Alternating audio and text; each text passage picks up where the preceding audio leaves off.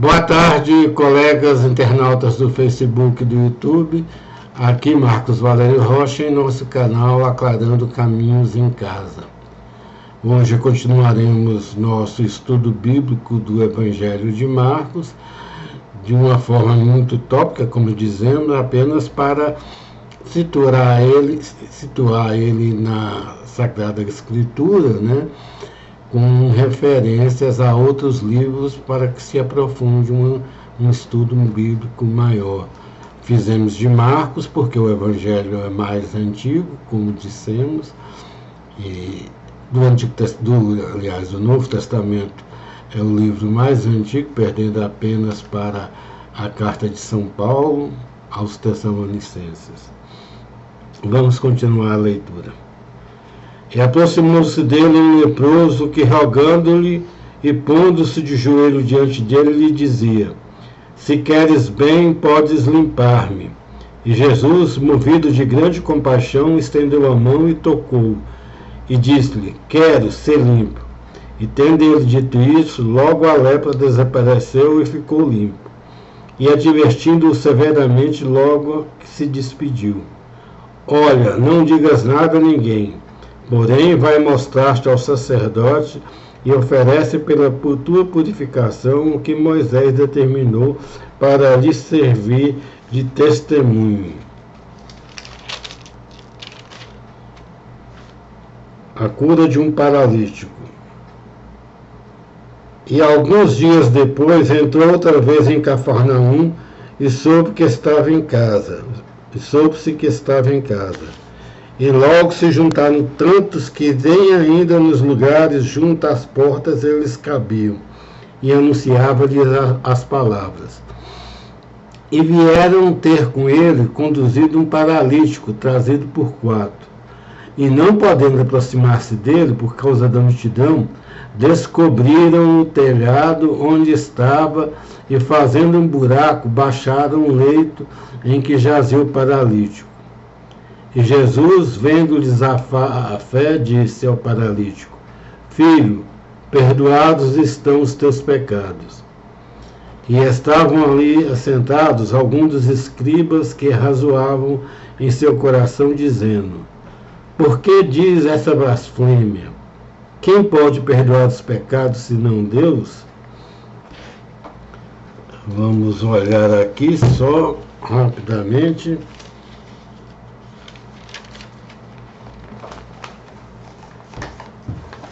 Onde tem na Bíblia essa passagem?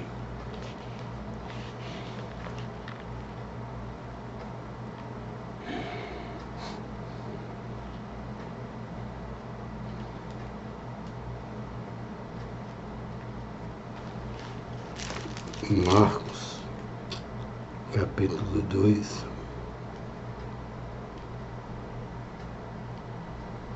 versículo 7.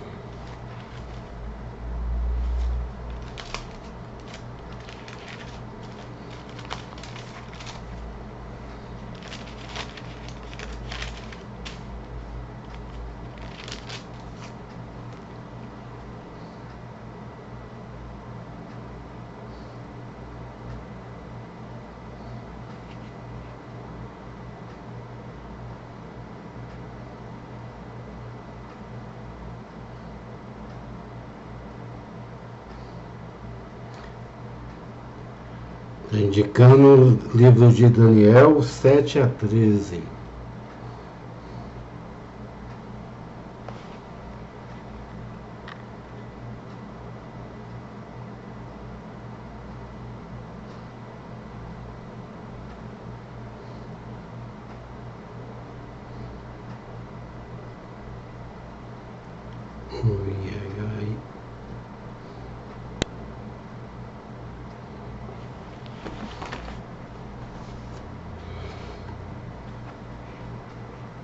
E Jesus, conhecendo logo em seu espírito que assim é razoável entre eles, disse: Por que arrazoais sobre essas coisas em vosso coração?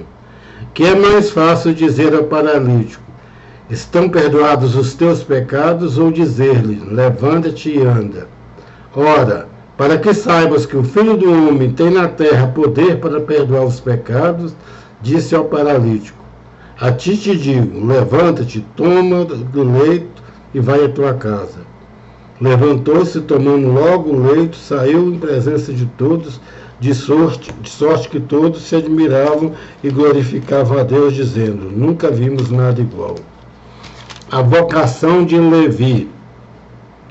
E tornou a sair para o mar, e toda a multidão ia ter com ele, e ele os ensinava. E passando ali, viu Levi, filho de Alfeu, sentado na alfândega, e disse-lhe: levanta-me e segue-me. Aqui tem nas outras traduções fala sentado cobrando imposto. Na alfândega é o lugar de cobrar imposto. E aconteceu que, estando sentado à mesa em casa deste, de Levi, também estavam sentados à mesa com Jesus e os seus discípulos, muitos publicanos e pecadores, porque eram muitos e o tinham seguido. E os escribas e fariseus, vendo-o comer com publicanos e pecadores, disseram aos seus discípulos: por que come e bebe com publicanos e pecadores? Aqui eu lembro onde fala que para a pessoa não andar com pessoas estranhas, tem o Salmo 1, logo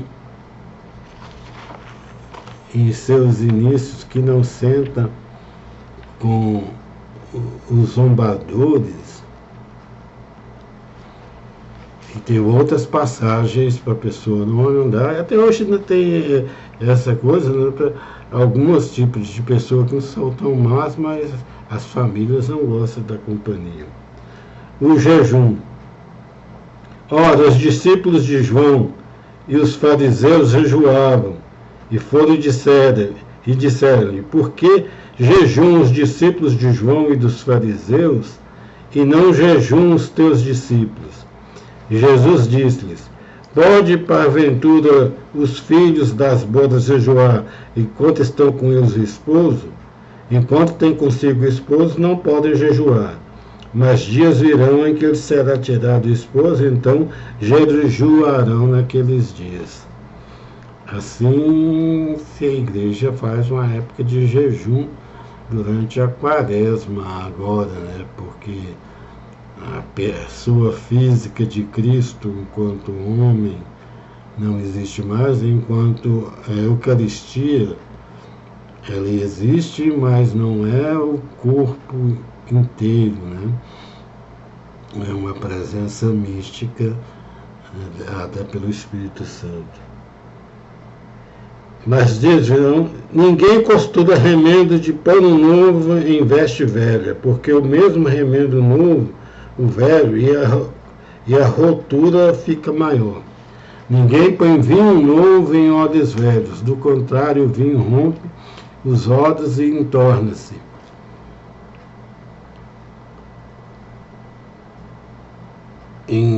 Para vinhos novos, odres novos. E aconteceu que, passando ele num sábado pela seara, os seus discípulos, caminhando, começaram a colher espigas. E os fariseus lhe disseram: vês por que fazem no sábado o que não é lícito? Mas disse: nunca lestes o que fez Davi quando estava em necessidade e teve fome? Ele e o que estava com ele, como entrou na casa de Deus, do templo de Abiatar, sumo sacerdote, e comeu os pães da propiciação, dos quais não era lícito comer, senão os sacerdotes, dando também o que ele estava. E disse: o sábado foi feito para o homem, e não o homem para o sábado. A frase famosa é mais ou menos uma ruptura com o que realmente era a tradição da época. Deus pediu para que se respeitasse o sábado, mas você não pode fazer algo contrário à sua necessidade, né? E não adianta você se forçar a fazer uma coisa, né? Sendo que você está com a necessidade premente que poderia passar desapercebido. Ou então, por ignorância também, né? Vamos ler algumas passagens para ver como que foi a ruptura aqui de Jesus, que vai gerar, junto com ele andar com pecadores, junto com a cura em dia de sábado também, que não se podia fazer nada de sábado.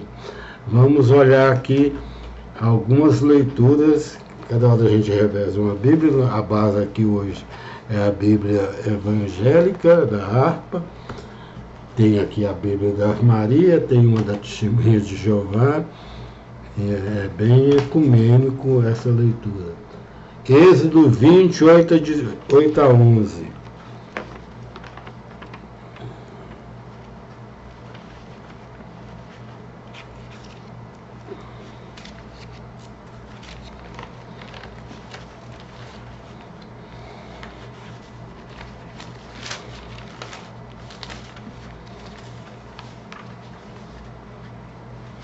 Aqui está parecendo que já foi na reunião de Testemunho de Jeová. É assim, eles falam uma passagem da Bíblia e a pessoa vai procurar, né? Aqui ajuda a Bíblia da Maria, que ela já tem uma marcação de cada livro, mas os versículos isso não tem. Aí vamos lá, 8 a 11. Lembra-te de santificar o dia de sábado. Trabalharás durante 6 dias e farás toda a tua obra, mas no 7º dia, que é um repouso em honra do Senhor teu Deus, não farás trabalho algum, nem tu, nem teu filho, nem tua filha, nem teu servo, nem tua serva, nem teu animal, nem o estrangeiro que está dentro de muros. Porque em 6 dias o Senhor fez o céu e a terra, o mar e tudo que contém, e repousou no 7º dia. E por isso Deus abençoou o dia de sábado e o consagrou.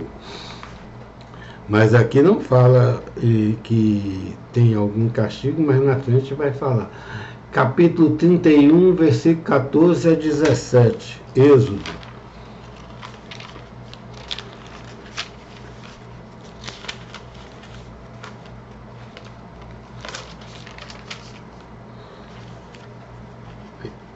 O Senhor disse a Moisés: diz aos israelitas: observareis os meus sábados, porque este é um sinal perpétuo entre mim e vós, para que saibais que eu sou o Senhor teu Deus. Guardareis o sábado, pois ele vos deve ser consagrado. Aquele que violar será morto. Quem fizer naquele dia uma obra qualquer será cortado do meio do povo. Trabalharás durante 6 dias, mas o 7º dia será um dia de repouso, consagrado ao Senhor. Aqui em Êxodo, era bem grave. E Jesus fala que ele é o Senhor do sábado, e ele realmente está se equiparando a Deus, que o Senhor do sábado é só Deus, né? E aqui está claro o que ele, a sua natureza, né? Tem Deuteronômio 5, 12 a 14. Deuteronômios.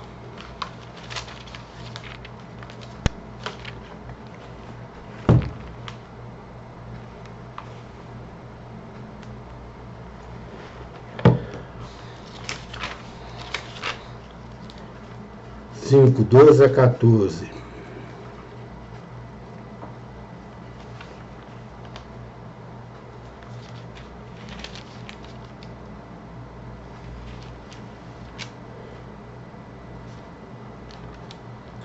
Guardarás o dia do sábado e o santificarás, como te ordenou o Senhor teu Deus. Trabalharás 6 dias e nele farás todas as tuas obras.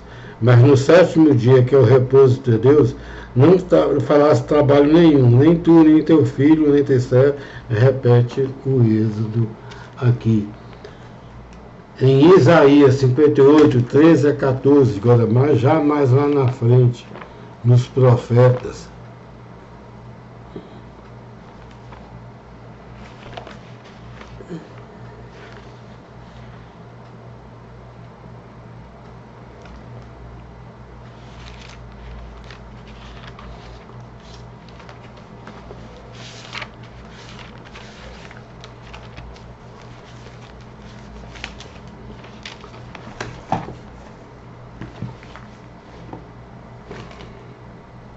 Isaías 58.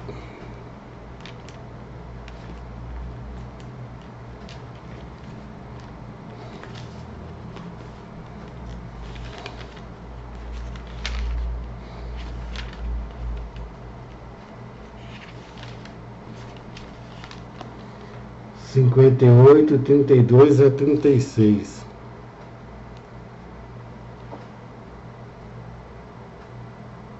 Não, 13 a 14, aliás, desculpa. 13. Se abstiveres de calçar os pés ao sábado, de cuidar de teus negócios num dia que me é consagrado, se achares o sábado um dia maravilhoso, se achares respeitável o dia consagrado ao Senhor, se tu venerares não seguindo os teus caminhos, então encontrarás tua felicidade. Aqui nós vemos que mais na frente vai ter uma situação que vai fazer a transição para a próxima fase do nosso estudo e praticamente a derradeira fase. Aqui vem, e outra vez entrou na sinagoga.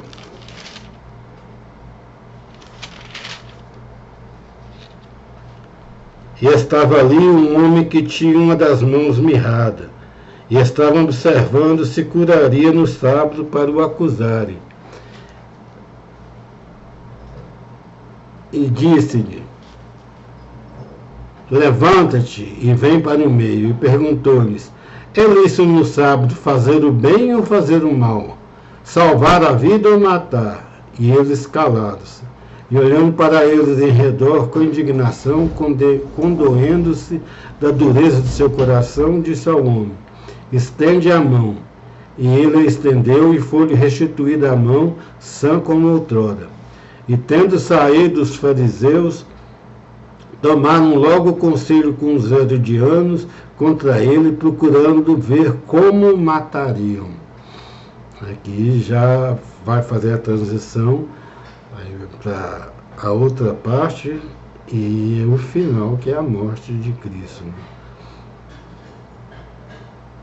Retirou-se Jesus com seus discípulos para o mar, e seguiam a grande multidão da Galiléia e da Judéia, e de Jerusalém e da Idumeia, além do Jordão e de perto de Tiro e de Sidom. Uma grande multidão, e ouvindo como grandes coisas fazia, vinham ter com ele. E ele disse a seus discípulos que lhe dissesse sempre pronto um barquinho junto dele, por causa da multidão, para que não o comprimisse, porque tinha curado a muitos de tal maneira que todos quanto tinham algum mal se arrojavam sobre ele para o tocarem. E os espíritos imundos, vendo, prostravam-se diante dele e clamavam, dizendo, tu és o Filho de Deus. E eles ameaçavam muito para que não se manifestasse. E subiu ao monte e chamou para si os que ele tinham, e vieram eles. E nomeou 12 os que estavam com ele. Essa parte dos 12 nós já lemos na semana passada. Nós íamos já fazer a transição na sessão passada, nas nossas exposições, mas acabou que não fizemos, né? E hoje nós resolvemos fazer essa transição com essa parte que os herodianos e os judeus estavam combinando de como haveria de matá-lo. Aqui vamos fazer um breve estudo, porquanto nós já lemos lá da vez passada, que Cristo fala que os discípulos vão julgar as 12 tribos de Israel, e nós vamos fazer uma rememoração de como surgiu Israel. Uma rememoração, espera, rápida. Primeiro começou com Jacó, Esaú e Jacó, nós vamos saltar essa parte, mas Jacó lutou contra um anjo. É uma passagem meio destacada e ao mesmo tempo descolada do Antigo Testamento. Gênesis 32, 22, 12.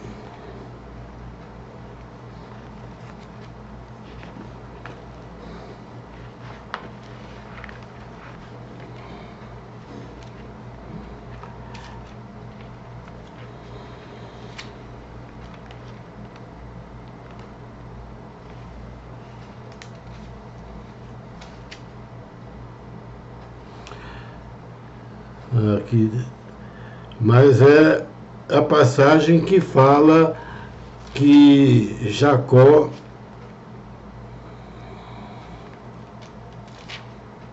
lutou contra o anjo.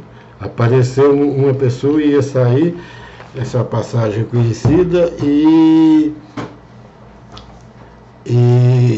Jacó o interceptor, disse que para ele não saísse enquanto não o abençoassem, pedindo uma bênção para ele. E acabou que o anjo o abençoou. Aí veio o nome de Israel, aquele que lutou contra o anjo e o venceu. Essa é a origem do termo Israel. As 12 tribos são os 12 filhos de Jacó. Vamos ver aqui nas Crônicas 2, 1 a 2, quais são esses 12 filhos.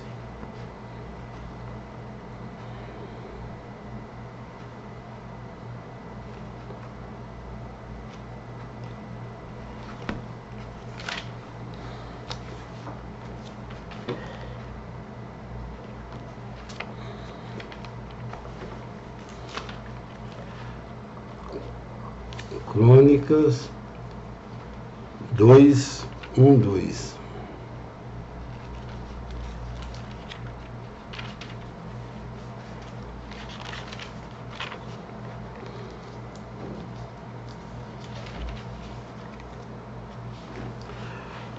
Os filhos de Israel são Rubem, não sei, Simeão, Levi, Judá, Issacar, Zabulon, Dan, José, Benjamim, Neftali, Gade e Asser. Tem um dos filhos de Israel, José, que deveria ter certa preeminência, que ele chegou a ser vendido ao Egito e depois salvou o seu povo, que foi também escravizado pelos egípcios. Ele tinha se tornado um alto funcionário da guarda do palácio do faraó. Essa história é famosa, né? É repetida em filmes e tudo. E depois o termo judeus, onde que surgiu? Eu fui pesquisar a parte mais remota que eu achei, talvez alguém ache, né, para saber dos judeus, que juntou os judeus e os herodianos. Os herodianos eram judeus, né? Mas o livro fala aqui para matar Jesus. Os judeus, eles são previstos no livro dos Juízes. A proeminência da tribo de Judá. Livro de Juízes 1, 16 a 19. Vou explicar aqui por que a proeminência da tribo de Judá, que designou o termo judeus.